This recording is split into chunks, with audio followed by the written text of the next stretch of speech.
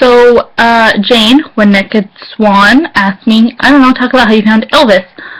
When I was like 11 or 12, we were playing Trivial Pursuit, which is a Canadian-made board game of trivia. Like, you answer trivia. I'm pretty sure it's fairly common in America. I don't know how fairly common it is in Europe. Anyway, we were playing Trivial Pursuit at my grandma's house, which is what we do for fun, because, you know, we're nerdy. And there was a question, and I shouted Norway, and I have no idea why I shouted Norway. I don't even think I knew Norway was a country, or a thing, or anything. I don't remember ever hearing Norway before I shouted Norway. Anyway, I shouted Norway, and it turned out to be the correct answer. This is also how I found my love of Abraham Lincoln and the Civil War, which was a great life choice for me. So I shouted Norway, and I fell in love with Norway that exact same day.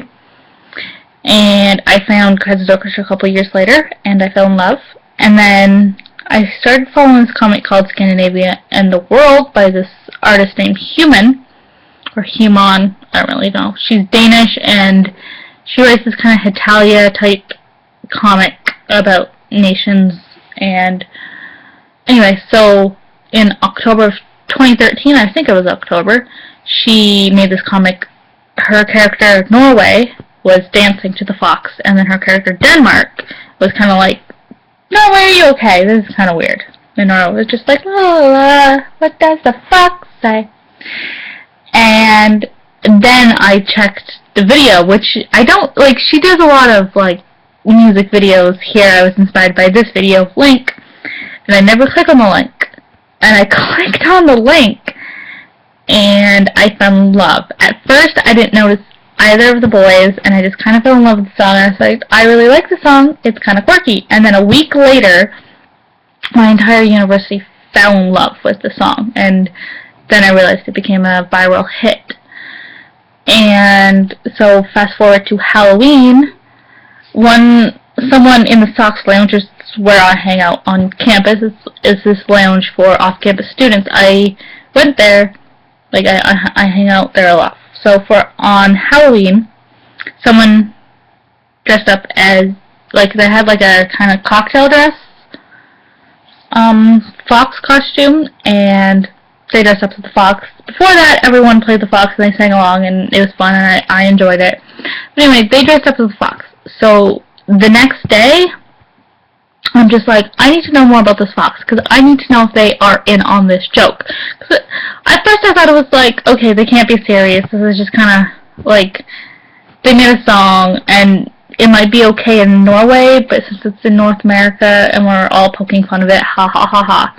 I'm just like, I really need to know if they knew that in America everyone was going to be laughing at it. So I watched the fox again, and I noticed Boar, but I didn't notice Vega. I did not notice Vega, but I noticed Boar.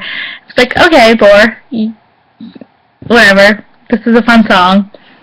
I need to know. So, like, TV Noirish pops up those things, and the next one was Stonehenge. So I watched Stonehenge, and obviously it's a Vagar song, and I'm just like, who the fuck is this curly-haired bastard? Like, I thought it was just this blonde guy singing the song. So I'm just like, okay, well maybe it's two of them, but the curly-haired bastard didn't, like, feature in the fox. You know, I kind of figured, okay, so it's the blonde guy's song, but they're both in Ylvis. And then I watched Stonehenge, and then The Cabin, and then Someone Like Me. And I think when I watched Someone Like Me, I was like, okay, so there's definitely two of them. And then I watched Massachusetts, and I didn't really notice Calla.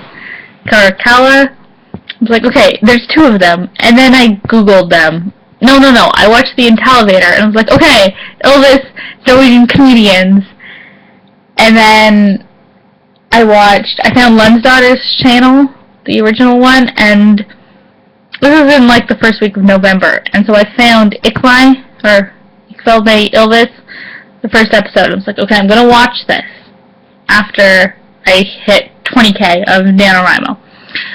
So I didn't reach 20k, and so I put it off for like a week watching Ikmai, and then I finally watched Ikmai, and I'm just like, I'm hooked, and I got hooked. That's how. I'm going to answer